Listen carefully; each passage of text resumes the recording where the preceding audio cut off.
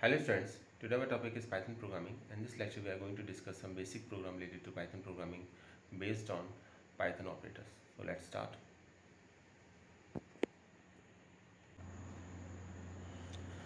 So student जैसा हमने कल वीडियो में डिस्कस किया था, तो आज हम उसी के आगे कंटिन्यू करेंगे। और ये प्रोग्राम है स्वैप ऑफ टू नंबर्स। तो इसमें बेसिकली स्वैपिंग हुई है, और जब स्वैपिंग का मतलब ये है कि x की वैल्यू y और y की वैल्यू x को अलॉट हो जाएगी, आपकी चेंज हो जाएंगी दोनों की वैल्यूज़, अगर x और y दो वेरिएबल हैं तो देखिए ये प्रोग्राम बेसिकली टू टाइप से बनाया जा सकता है। एक तो यूजिंग थर्ड वेरिएबल, एक विदाउट यूजिंग थर्ड वेरिएबल। इससे पहले हमको असाइनमेंट ऑपरेटर के बारे में समझना होगा। अर्थमेटिक ऑपरेटर को यूज़ करके हम ऑलरेडी 3 प्रोग्राम्स बना चुके हैं, और असाइनमेंट ऑपरेटर तो वहाँ भी यूज़ हुआ था। ये इसमें कोई अर्थमेटिक ऑपरेटर यूज़ नहीं होगा, इसके अंदर हम असाइनमेंट ऑपरेटर यूज़ करेंगे। असाइनमेंट ऑपरेटर जो मैथ का इक्वल साइन है वो यहाँ पर असाइनमेंट ऑपरेटर कहलाता है पाइथन प्रोग्रामिंग के अंदर। और इसका मतलब ये होता है कि आप वैल्यू असाइन करते हैं। वैल्यू हमेशा राइट टू लेफ्ट असाइन होती है, ये ध्यान रखिएगा, ठीक है।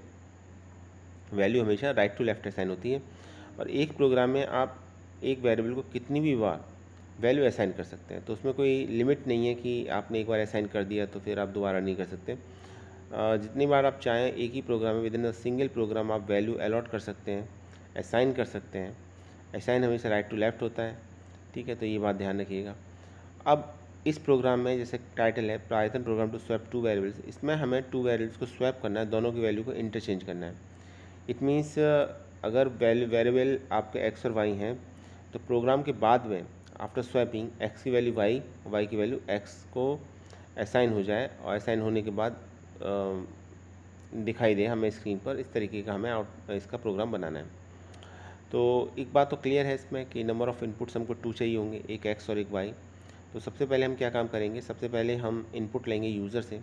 यूज़र से इनपुट लेने के लिए हमको स्टेटमेंट लिखना पड़ेगा। तो पहला स्टेटमेंट हम लिखेंगे x is equal to input enter value of x.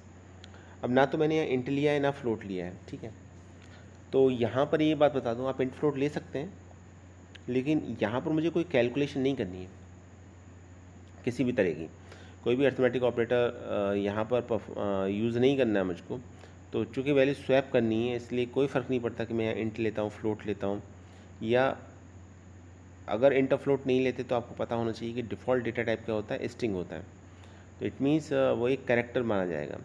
तो चूँकि मुझे कोई कैलकुलेशन नहीं करनी है, तो अगर एक स्ट्रिंग है भी तो भी उससे कोई फ़र्क नहीं पड़ता, तो भी हमारा प्रोग्राम ईजिली बन जाएगा। तो इसलिए यहाँ पर मैंने ना तो इसे इंट डिक्लेयर किया है, ना ही फ्लोट डिक्लेयर किया है, और दोनों में से कोई डिक्लेयर नहीं किया है। तो इसका मीनिंग सिंपल सा इतना है कि ये फिर कैसा है, आपका एक डेटा टाइप है, ये आपका स्ट्रिंग टाइप का डेटा टाइप है आपका। एक एक्स आपका स्ट्रिंग डेटा टाइप है आपका, ठीक है। ये एक स्ट्रिंग है। तो जहाँ तक स्वैपिंग की बात है, तो स्वैपिंग तो स्वैपिंग ही है, उसका इससे कोई मतलब नहीं है कि नंबर आपका इंटीजर है, नंबर आपका फ्लोट है, या नंबर आपका एक स्ट्रिंग है, ठीक है। इससे कोई मतलब नहीं है। स्वैपिंग का मतलब है कि आप वैल्यू टू वेरिएबल के आपस में इंटरचेंज कर रहे हो, उसको स्वैपिंग बोलते हैं। एक्स अगर एक वेरिएबल है और वाई एक दूसरा वेरिएबल है, तो एक्स की वैल्यू वाई को और वाई की वैल्यू अगर एक्स को आप चेंज कर देते हैं आप, तो इसको स्वैपिंग बोला जाएगा। तो स्वैपिंग के लिए ज़रूरी नहीं है कि डेटा टाइप इंट हो या फ्लोट हो, स्ट्रिंग भी हो सकता है। और तो इसलिए इसके अंदर हमने कुछ भी मेंशन नहीं किया है। तो जो डिफ़ॉल्ट होता है, डिफ़ॉल्ट डेटा टाइप जो होता है वो स्ट्रिंग होता है। जब हम इंट या फ्लोट मेंशन नहीं करते, हम कुछ भी नहीं लिखते इनपुट से पहले, तो इट सिंपली मीन्स दैट कि आप यहाँ पर जो डेटा टाइप ले रहे हैं वो एक स्ट्रिंग ले रहे हैं। तो मैसेज बिल्कुल सिंपल है। टू वेरिएबल्स थे, टू वेरिएबल्स चाहिए भी हमें यहाँ, क्योंकि जैसा प्रोग्राम का टाइटल है Python program to swap two variables, दोनों वेरिएबल्स की वैल्यू को आपको स्वैप करना है। तो एक लेंगे एक्स, एक लेंगे वाई, और मैसेज लिखेंगे x is equal to input enter value of x, Y लिखेंगे Y is equal to input enter value of Y, ठीक है। एक्स और वाई की वैल्यू को आपने इनपुट करा दिया। एक बार एक्स और वाई की वैल्यू को इनपुट हो जाने के बाद फिर आपको एक मैसेज और प्रिंट करा दीजिए यहाँ पर। और वो मैसेज क्या प्रिंट कराएंगे, print before swapping x. Swapping से पहले एक्स की वैल्यू क्या थी, और बाद में लिखेंगे print before swapping y is, y की वैल्यू स्वैपिंग से पहले क्या थी। तो हम यहाँ पर एक्स की और वाई की वैल्यू स्वैपिंग से पहले मेंशन कर देंगे, ताकि बाद में जब वैल्यू स्वैप होने के बाद आए तो हमको क्लियरली पता चले कि हाँ ये वैल्यू स्वैपिंग से पहले थी और ये वैल्यू स्वैपिंग के बाद में है। तो यहाँ पर एक मैसेज प्रिंट करा दिया गया, before swapping x is x and print before swapping y is y. ये इसलिए भी ज़रूरी था क्योंकि यहाँ पर आप ये बताना चाह रहे हैं स्वैपिंग से पहले वैल्यू क्या है, और फिर आप बताएंगे कि स्वैपिंग के बाद वैल्यू क्या होगी। तो अभी क्या करेंगे, इसको हम बनाएंगे, इसको हम प्रोग्राम को बनाएंगे यूजिंग थर्ड वेरिएबल और यूजिंग ए टेम्परेरी वेरिएबल। ठीक है, स्वैप करेंगे। देखिए टेम्परेरी वेरिएबल का कॉन्सेप्ट ऐसा ही है, जैसे आपने एक वेरिएबल ले लिया और उसमें एक वैल्यू को असाइन कर दिया। ठीक है, तो यहाँ पर हम वेरिएबल लेंगे टेम्प। तो ये एक वैल्यू को होल्ड करेगा, तो इसको असाइन कर दी एक्स की वैल्यू। एक्स की जो भी ऊपर वैल्यू होगी 5, 10 कुछ भी जो भी आपने दी होगी वो इसको असाइन हो जाएगी। मान लीजिए एक्स की वैल्यू 5 है सपोज। तो अब जब हम लिखेंगे टेम्प इक्वल टू 5, इक्वल का मतलब है असाइनमेंट से है, यानी 5 is assign to temp, then अब 5 टेम्प की भी वैल्यू है और 5 आपकी एक्स की भी वैल्यू, एक्स की तो है ही। देखिए टेम्प को एक्स की वैल्यू असाइन कर दी गई, इसका ये मतलब नहीं है कि एक्स की वैल्यू अब नहीं रही, एक्स की कोई वैल्यू नहीं है। ठीक है, एक्स की अपनी वैल्यू है। असाइनमेंट ऑपरेटर का यही काम होता है, असाइनमेंट का मतलब होता है वैल्यू असाइन कर दी गई है, तो आप उस वेरिएबल की वैल्यू को किसी और को भी असाइन कर सकते हैं। इसका मतलब ये नहीं कि वो वेरिएबल अब वो वैल्यू होल्ड नहीं कर रहा है। तो एक्स की वैल्यू तो जो है वो अभी है ही, लेकिन जब मैं लिखता हूँ यहाँ temp is equal to x, तो it means that value of X is assign to temp in Python programming. तो जैसे हम जानते हैं कि मैथ में जो इक्वल होता है, पाइथन प्रोग्रामिंग में वो आपका असाइनमेंट ऑपरेटर होता है। तो एक्स की जो भी वैल्यू होगी वो टेम्प को असाइन हो जाएगी। यहाँ पर सिंप्लिसिटी का हम ये मान के चलते हैं कि एक्स की वैल्यू 5 है, तो नाउ अभी हमारे पास टेम्प की वैल्यू भी 5 है और एक्स की वैल्यू भी 5 है।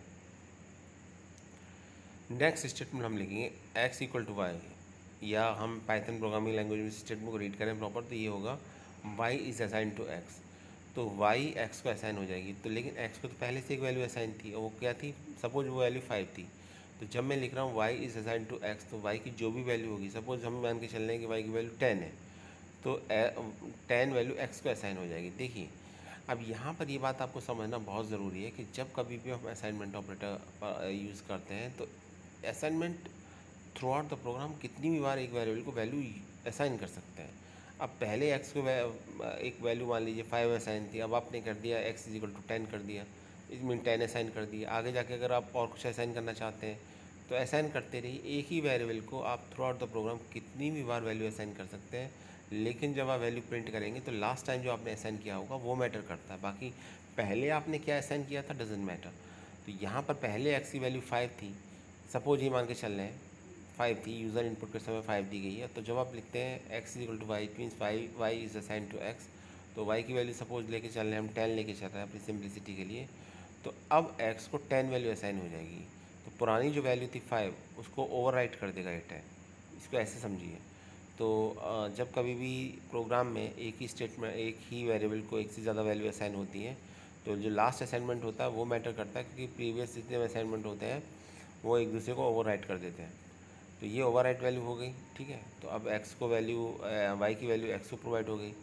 अब यहाँ पर ज़रा थोड़ा सा सोचिए, एक्स की वैल्यू थी वो हमने किसको दे दी, टेम्प को। वाई की वैल्यू किसको दे दी, हमने एक्स को। तो अब एक्चुअली में एक्स में वाई की वैल्यू स्टोर्ड है और टेम्प में एक्स की वैल्यू स्टोर्ड है। तो अब हम एक काम क्यों ना करें, हम ऐसा करें कि जो टेम्प की वैल्यू है उसको हम वाई को प्रोवाइड करा देंगे, तो टेम्प में एक्चुअली में एक्स की वैल्यू स्टोर हो जाएगी, क्योंकि टेम्प और कुछ नहीं बल्कि एक टेम्परेरी वेरिएबल है जिसमें एक्स की वैल्यू आपकी स्टोर्ड है। तो हम नेक्स्ट लाइन ये लिखेंगे वाई इक्वल टू टेम्प। तो इतना लिखने के बाद अब देखिए क्या हुआ। अब आपको ये देखिए कि एक्स की वाई की वैल्यू एक्स को असाइन हो गई और एक्स की वैल्यू वाई को असाइन हो गई। ये अलग बात है कि एक वेरिएबल टेम्प है जिसको एक्स की वैल्यू असाइन है, लेकिन टेम्प हमारा टेम्परेरी वेरिएबल है और हमको उससे कोई मतलब नहीं है, क्योंकि हमें तो सिर्फ ये करना था प्रोग्राम में कि एक्स और वाई दोनों की वैल्यू को इंटरचेंज करना था। उसके लिए थर्ड वेरिएबल की ज़रूरत पड़ती है नहीं पड़ती डजेंट मैटर, उससे कोई ये program actually third with using third variable without using third variable दोनों तरीके से बनाया जा सकता है। और अगर थर्ड वेरिएबल यूज़ करके आप प्रोग्राम बना रहे हो तो थर्ड वेरिएबल में वैल्यू क्या है या टेम्परेरी वेरिएबल में वैल्यू क्या स्टोर की है, इससे कोई फ़र्क नहीं पड़ता। हमारा जो ऑब्जेक्टिव था वो फुलफिल हो चुका है। वाई की वैल्यू एक्स को असाइन हो चुकी है और एक्स की वैल्यू वाई को असाइन हो चुकी है यूजिंग ए थर्ड वेरिएबल। तो ये 3 लाइन आपको लिखनी पड़ेंगी, temp equal to x, x equal to y, y is equal to temp. तो मैं एक बार फिर से बता देता हूँ हुआ क्या। पहले आपने वाई की वैल्यू को एक्स की वैल्यू को सॉरी एक्स की वैल्यू को टेम्परेरी वेरिएबल में एक टेम्प नेम ले लिया, उसमें उसको असाइन कर दिया। तो अब एक्स की वैल्यू एक टेम्परेरी वेरिएबल को असाइन हो जाएगी। एक्स को खुद हमने वाई की वैल्यू असाइन कर दी, तो एक्स की वैल्यू इस समय जो पुरानी एक्स की वैल्यू थी, ओल्ड एक्स की वैल्यू थी, वो टेम्प वेरिएबल में स्टोर्ड है और अभी एक्स में वाई की वैल्यू स्टोर्ड हो गई। ठीक है, तो ये आधा काम हमारा हो गया, 50% वर्क हो गया, क्योंकि एक्स को हमने वाई की वैल्यू असाइन कर दी और एक्स की वैल्यू हमसे लॉस्ट नहीं हुई है कहीं भी, क्योंकि एक्स की वैल्यू टेम्परेरी वेरिएबल टेम्प में स्टोर्ड है। तो अगर हम टेम्प को अगर हम असाइन कर दें वाई को, तो जो भी एक्स की वैल्यू होगी, प्रीवियस वैल्यू होगी, वो वाई वेरिएबल एक को असाइन हो जाएगी। तो वही लिखा है लास्ट स्टेटमेंट में, y is equal to temp. तो टेम्परेरी वेरिएबल जो एक्स की प्रीवियस वैल्यू थी वो वाई को असाइन हो जाएगी। तो अब यहाँ पर इस थर्ड स्टेटमेंट के बाद क्या होगा, वैल्यू स्वैप हो जाएंगी। एक्स को वाई की वैल्यू असाइन हो जाएगी और वाई को आपका एक्स की वैल्यू असाइन हो जाएगी। ठीक है, तो अगर हम यहाँ पर प्रिंट कराते हैं यहाँ पर एक्स की वैल्यू तो वाई की वैल्यू, तो याद रखिएगा कि एक्स की वैल्यू और वाई की वैल्यू आफ्टर स्वैपिंग प्रिंट होगी। उससे पहले हमने एक मैसेज दे रखा था कि बिफोर स्वैपिंग क्या आंसर होगा, तो वो भी एक इंपॉर्टेंट बात है, तो उसको भी समझ लीजिएगा। तो यहाँ लिखा है print the value of x after swapping x, print the value of y after swapping y. तो ठीक है, ये मैसेज प्रिंट करा दी, यानी एक्स और वाई की वैल्यू आफ्टर स्वैपिंग हमने प्रिंट करा दी। जब हम आउटपुट देखेंगे तो आउटपुट कुछ ऐसा आएगा। सपोज हमने वैल्यू 5 और 6 ली है, तो पहले जैसे ही मैसेज आता है लिखा हुआ एंटर वैल्यू ऑफ एक्स, तो आपने दे दिया 5, फिर लिखा आता है एंटर वैल्यू ऑफ वाई, आपने दे दिया 6। ठीक है, तो उसके बाद मैसेज प्रिंट होना ही था जो हमने किया था, बिफोर स्वैपिंग एक्स इज़ 5 और बिफोर स्वैपिंग वाई इज़ 6। तो स्वैपिंग से पहले बता रहा है कि स्वैपिंग से पहले एक्स और वाई की वैल्यू क्या है।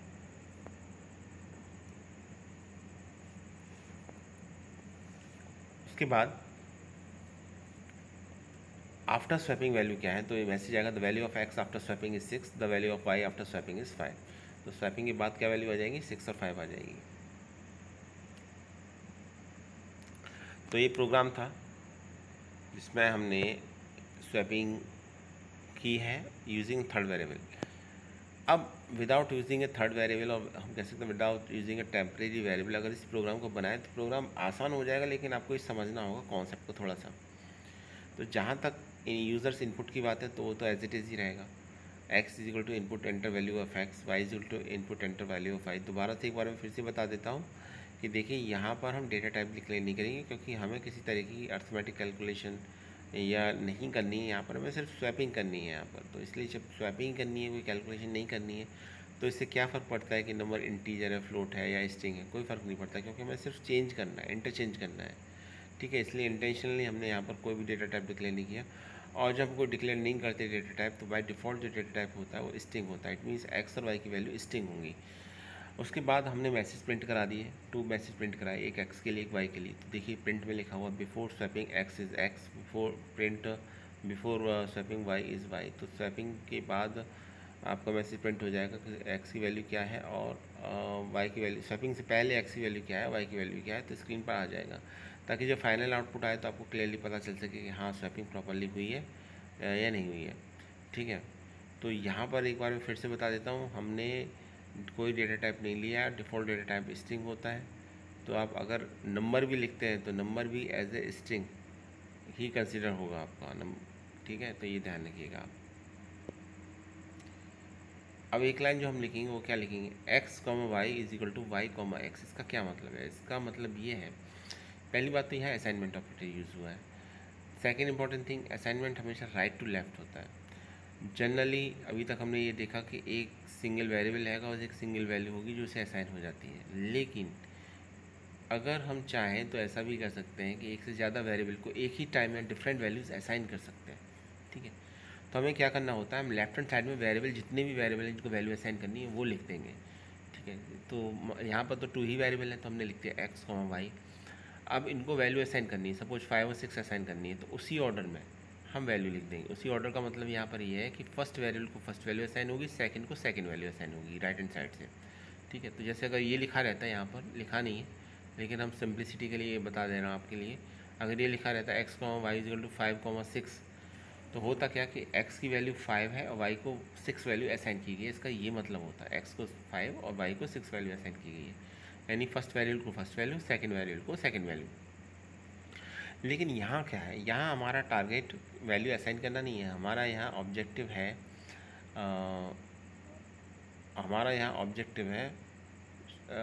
यहाँ पर स्वैपिंग करना। तो स्वैपिंग कैसे होगी, स्वैपिंग के लिए आप अगर ये स्टेटमेंट लिखेंगे x comma y equal to y comma x, तो वाई और एक्स चूँकि ऊपर ऑलरेडी इनपुट दिए जा चुके हैं तो उनकी एक वैल्यू है। तो पहले तो वो वैल्यू राइट हैंड साइड में आएगी आपकी। मान लीजिए x की वैल्यू 5 और y की वैल्यू 6 है, तो अब ये स्टेटमेंट कुछ इस तरीके से रीड किया जाएगा, x y is equal to 6,5। ठीक है, जो भी x और y की वैल्यू होंगी जो आपने ऊपर दी है वो राइट हैंड साइड में आएंगी, और फिर वो फर्स्ट वेरिएबल का असाइन होगी, सेकंड वैल्यू सेकंड वेरिएबल का असाइन होगी। तो ज़रा यहाँ देखिए, एक्चुअली y की x y is equal to y, जब x लिखा है आपने तो इसका मतलब है y की वैल्यू x को असाइन होगी और x की वैल्यू y को असाइन होगी। तो जब ऐसा होगा तो ऑफकोर्स स्वैपिंग तो हो ही गई, फिर स्वैपिंग हो गया। इसमें याद रखिएगा हमने किसी भी थर्ड वेरिएबल का यूज़ नहीं किया है, तो हमने कोई थर्ड वेरिएबल यूज़ नहीं किया, हमने प्रोग्राम को बिल्कुल सिंपल लगाया, बिल्कुल सिंपल बनाया। फिर उसके बाद एक मैसेज प्रिंट कराएंगे, print the value of x after swapping is x। ठीक है, चूँकि स्वैप हो चुका है तो मैसेज प्रिंट कराना ज़रूरी है। Print the value of y after swapping is y, तो ये मैसेज प्रिंट हो गया। तो ये प्रोग्राम था स्वैपिंग का। तो ये ध्यान रखिएगा, स्वैपिंग का प्रोग्राम ने 2 डिफरेंट वे से बताया है आपको। पहला है with the help of temporary variable, और थर्ड था विदाउट यूजिंग टेम्परेरी वेरिएबल। तो टेम्परेरी वेरिएबल को यूज़ नहीं किया है हमने सेकंड में, और फर्स्ट में हमने टेम्परेरी वेरिएबल को यूज़ किया है। देखिए, एक ही प्रोग्राम को बनाने के एक से ज़्यादा डिफरेंट लॉजिक हो सकते हैं, तो आप इसको ऐसा मत समझिए कि बस एक ही पर्टिकुलर वे है और ये प्रोग्राम उसी तरीके से बनाया जा सकता है। कभी कभी क्या होता है कि ज़्यादा वे होते हैं उसमें, तो उसको आप अप्लाई करके प्रोग्राम को बना सकते हैं। मेन काम आउटपुट का है, लॉजिक का है। लॉजिक ठीक है कि नहीं, लॉजिक का मतलब ये है कि हमेशा आउटपुट जब आप किसी भी तरह की वैल्यू निकालोगे तो जो क्वेश्चन के अंदर दे रखा है,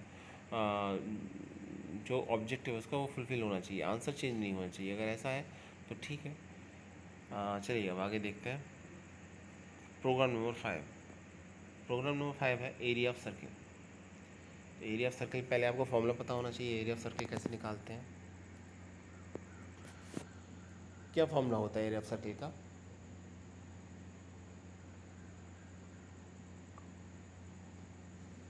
एरिया ऑफ सर्किल का फॉर्मूला होता है पाई आर स्क्वायर। ठीक है, अब पाई क्या है यहाँ पर? पाई एक इरेशनल नंबर है और इसकी वैल्यू होती है डेसिमल के 4 प्लेसेस तक, 3.1416 हम डेसिमल के 4 प्लेसेस तक लेते हैं। तो ये आपका एक प्रोग्राम है एरिया ऑफ सर्किल निकालने का। तो ऑब्वियसली जो फॉर्मूला है पाई आर स्क्वायर, इसमें पाई तो कांस्टेंट है, आर आपका वेरिएबल है, तो आपको सिर्फ रेडियस अगर पता हो तो आप एरिया आसानी से निकाल सकते हैं।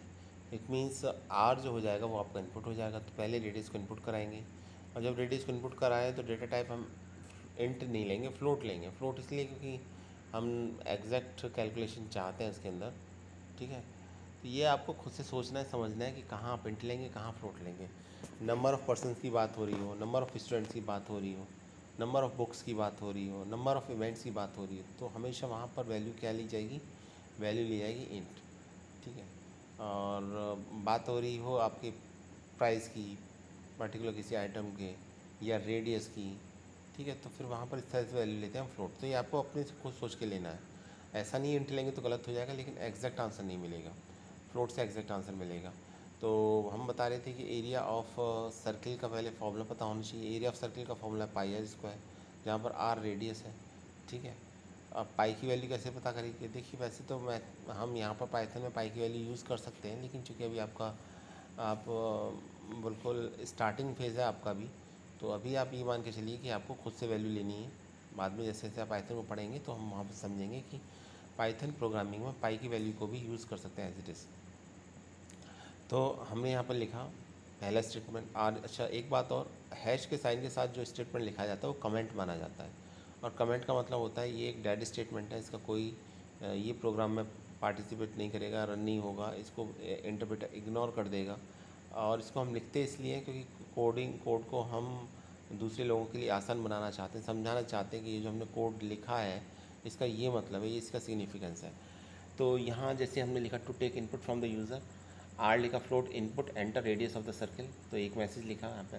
तो ऊपर के 2 तो कमेंट्स हैं, थर्ड में हमने रेडियस की वैल्यू दी है, r is equal to float input enter radius of the circle, तो सर्किल की रेडियस इनपुट कराएंगे हम। ठीक है, तो लिखेंगे area is equal to 3.1416 into r. तो यहाँ पर एरिया पाई आर स्क्वायर है, तो पाई आर स्क्वायर है तो पाई का मल्टीप्लाई आर से होगा, फिर आर से होगा, तो एस्टेरिक का साइन लिखेंगे। पाई की वैल्यू हमको पता नहीं है एग्जैक्ट, तो पता ही नहीं है किसी को भी, तो हम यहाँ पर क्या करेंगे कि 3.1416 डेसिमल के 4 प्लेसेस तक उसकी वैल्यू को लिख देंगे।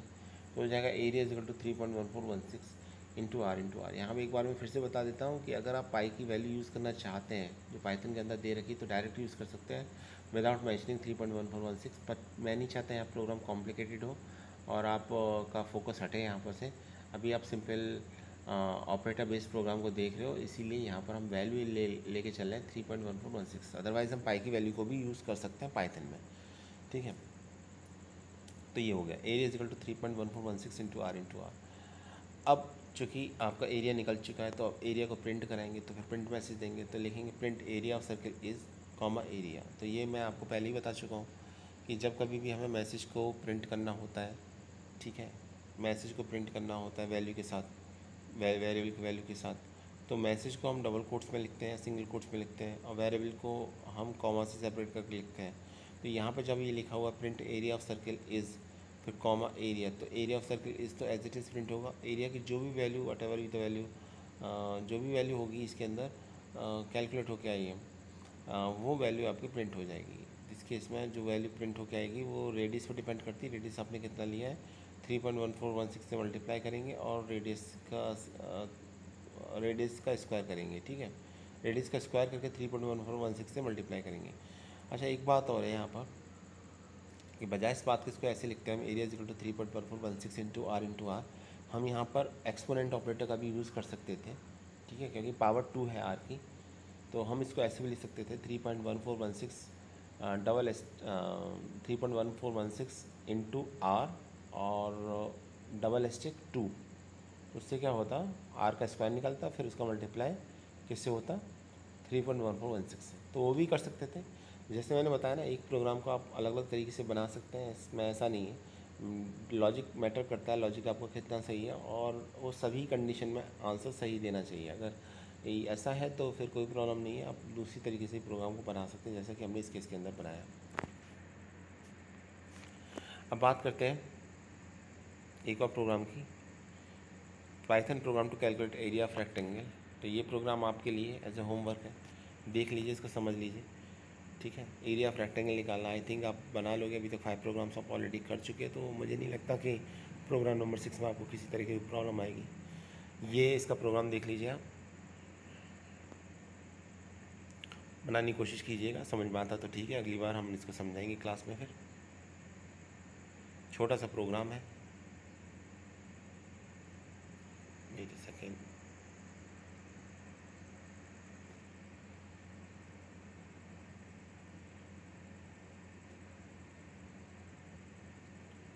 तो ये प्रोग्राम है आपका कंप्लीट, प्रोग्राम नंबर 6। तो स्टूडेंट आज के लिए इतना ही, नेक्स्ट वीडियो में हम कुछ और प्रोग्राम डिस्कस करेंगे, ठीक है। तो प्रैक्टिस करते रहिएगा, एग्जीक्यूट करते रहिएगा। मैंने आपको एंड्रॉयड की ऐप बताई है, वहाँ पर भी जाके आप प्रोग्राम को रन करा सकते हैं। तो it's totally depend on you कि अगर आपके पास लैपटॉप है तो लैपटॉप पर एग्जीक्यूट कीजिए, नहीं है तो फिर आप पाइड्रॉइड 3 जो एप्लीकेशन है वहाँ जाके भी रन करा सकते हैं। तो thanks for watching this video.